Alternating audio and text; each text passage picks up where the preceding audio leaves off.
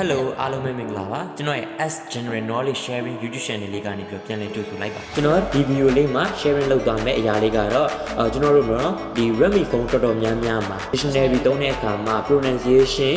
နားထောင်လို့မရတာတွေเนาะဒီ meaning တွေရဲ့အတန်အတွက်ကိုနားထောင်လို့မရဘူး white data missing ဖြစ်နေတဲ့အဲ့ဒါကို location ရမလို့ဆိုတော့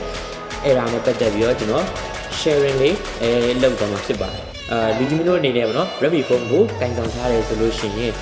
တော့ဒီလူကြီးမျိုးအနေနဲ့ဒီလေအတန်အတွက်ကိုနားထောင်ကျင်တာဖြစ်ဖြစ်ပေါ့နော်တော့ဒီနားထောင်လို့မရတဲ့အခါမှာဘယ်လိုမျိုး face လုပ်ကြမလဲဆိုတာနဲ့ပတ်သက်ပြီးတော့ sharing လုပ်သွားမှာဖြစ်ပါတယ်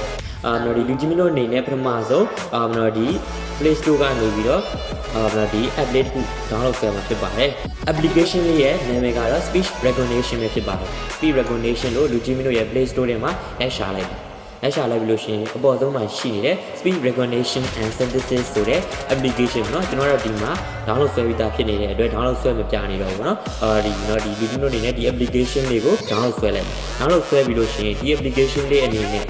ဒီ phone ရဲ့ဒီညနေပြင်ပေါ်မှာတော့ပေါ်မှာမဟုတ်ဘူးเนาะနောက်တစ်ဆင့်အနေနဲ့ဒီလိုဒီ setting ထဲကိုဝင်လိုက်ပါ setting ထဲကိုဝင်လို့ရှိရင် search bar မှာ speech လို့ရိုက်ရှာလိုက် speech လို့ရိုက်ရှာလို့ရှိရင်အောက်မှာ speech recognitions and synthesis from Google လို့ပေါ်လာပါလိမ့်မယ်အဲ့ဒီလည်းကိုဝင်လိုက်ပါဝင်ပြီးလို့ရှိရင်ဒီ prefer engine မှာဒီMi AI speech engine မှာအမှန်ကြီးဖြစ်နေတာကို speech recognition and synthesis from Google ဆိုတာလေးကိုအမှန်ကြီးလေးပြောင်းပေးလိုက်ပါပြီးရင်တော့ထွက်လိုက်လို့ရပါပြီလူကြီးမင်းတို့အနေနဲ့လူကြီးမင်းတို့ရဲ့ဖုန်းတွေက dictionary ကိုသုံးကြည့်ပါ pronunciation ထွက်လာမထွက်လာဘူးเนาะ money ကြားတော့ပါလိမ့်ခင်ဗျာ